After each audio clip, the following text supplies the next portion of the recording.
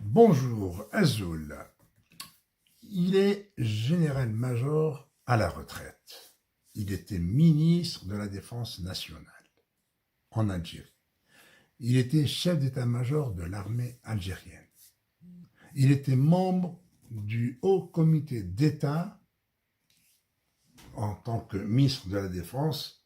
Par conséquent, il était pratiquement le patron de ce HCE, de ce Haut Comité d'État, qui assurait la succession de Chadli Bejdi démis de ses fonctions par les généraux du cabinet noir dont il faisait partie. Ce il, c'est le général Khaled Nzar. Alors ce général, quand on révèle ses malversations, quand on apporte des preuves, documents à l'appui pour d'abord révéler son triste passé et ensuite révéler ses affaires scabreuses, il se fâche et d'abord il fait appel à des rats d'égout pour m'insulter, comme les insultes n'ont aucun effet sur moi ni sur l'opinion publique, parce que les gens comprennent que quand un rat d'égout se met à insulter quelqu'un qui connaît ni d'Ève ni d'Adam, sans raison aucune, et qu'on ne lui fera jamais l'honneur de lui répondre, ne serait-ce que par un tais-toi larbin, tais-toi rat d'égout, on ne lui dira jamais. Et donc alors, que fait notre général? Je pensais qu'il était intelligent, ce bonhomme. Alors, il charge d'abord une équipe de 3 personnes qui travaillaient chez lui à SLC à Alger pour pirater ma chaîne YouTube. Et devant l'impossibilité de le faire parce que la chaîne était bien sécurisée, donc il fait appel au dark web pour trouver des spécialistes du piratage. Et évidemment, ils payent cher pour ça, ils payent cher. Et bon, ils me détruisent la chaîne qui porte mon nom. Bon, je continue parce que il y a MLTV, la deuxième chaîne aussi, qui continue, qui a aussi un grand succès. Alors, hier, j'avais annoncé la publication pour aujourd'hui de documents qui prouvent les malversations du général Nzar et aussi le circuit qu'il avait utilisé pour le blanchiment d'argent.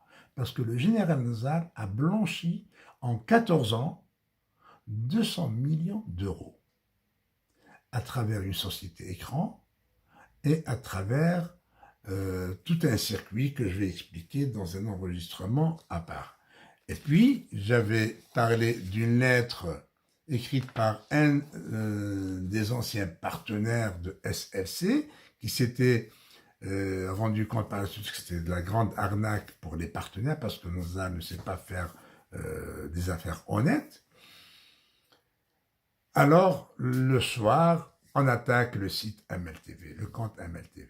Et il pensait me faire taire, il pensait qu'on ne va pas publier les documents, mais il est taré, ce général. Moi, ça me fait de la peine de voir que l'Algérie avait à sa tête un général qui ne réfléchit pas, qui ne sait pas que lorsqu'on détruit ou on ferme une chaîne YouTube, on peut en créer 10 autres.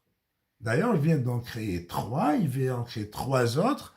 Alors, je viens de lancer 2, avec les mêmes sujets, les mêmes vidéos, parce que bon, je regarde des vidéos. C'est qu'il est vraiment taré, ce bonhomme. Voilà.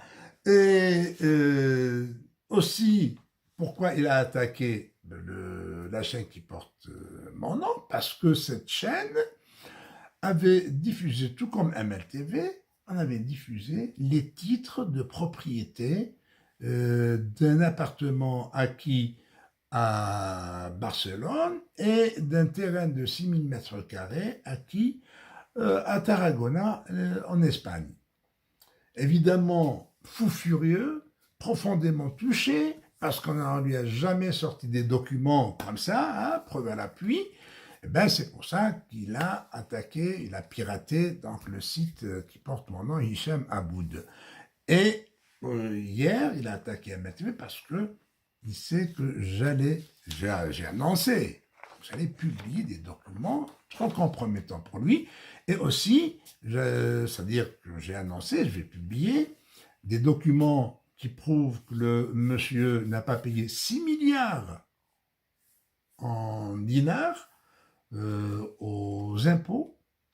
Il a essayé de ne pas les payer. Ben et puis bon, j'ai d'autres documents, par exemple un PV de jugement de Lotfi Nzar, son fils, qui a été condamné à 1 an de prison ferme pour violence, coups et blessures à l'arme blanche, mais il n'a pas écopé de cette peine parce que Papa Nzar a intervenu auprès de Saïd Bouteflika, que le cousin de ses enfants, le cousin maternel de ses enfants, un chercheur algérien à la NASA, M. Mrizi, qui est très connu aux États-Unis, mais peu connu en Algérie, sauf que dans les tribunaux, parce que le monsieur n'arrête pas de se plaindre. Donc, il a déposé 2 plaintes contre le général Nzar pour faux usage de faux.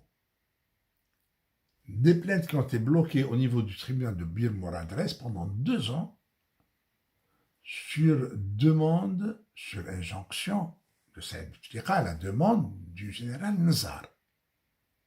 Voilà. Évidemment, d'autres affaires que je lui sors, parce qu'il y en a plein. Le général Nzar, je ne pas oublier, je suis le seul à avoir annoncé que l'Office de lutte contre la corruption en Algérie a déposé plainte au tribunal de Sidi Mohamed contre le général Nzar pour blanchiment d'argent. Et moi, j'ai apporté la preuve du blanchiment. Des preuves que je vais mettre entre les mains de la justice algérienne. Alors, ce monsieur qui est dérangé parce que je publie le concernant est quand même traqué par la justice américaine pour faux usage de faux, traqué par la justice algérienne pour blanchiment d'argent. Tous ces biens sont séquestrés en Algérie et traqué par la justice suisse pour crime de guerre. Alors, au lieu de se taire et de rester tranquille, il vient se frotter à quelqu'un qui ne lâche jamais prise. Voilà, le jeune Nzar, je suis désolé, vous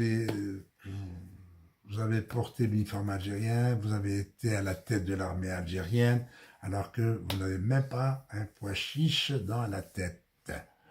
Voilà, donc, je vous donne rendez-vous avec des vidéos où je vais diffuser tous les documents et où je parle du circuit du blanchiment d'argent du général Nzar.